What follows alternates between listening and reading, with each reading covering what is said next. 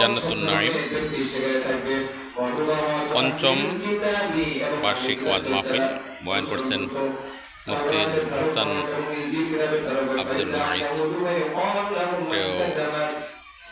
মেয়েদের বয়ানের জায়গা, সুন্দর গেট, লোক শিশুদের কিন্ডারগার্টেন হাতের লেখা, বাচ্চাদের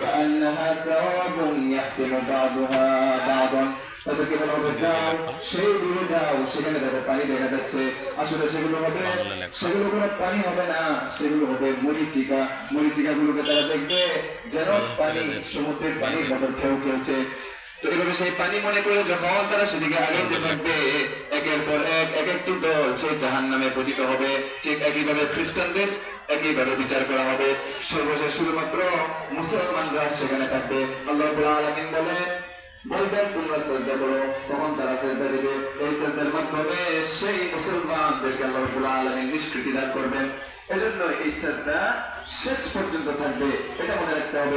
এই সভা উপলক্ষে বাজার পড়ছে এবং শিশুদের আনন্দের আসসালাম।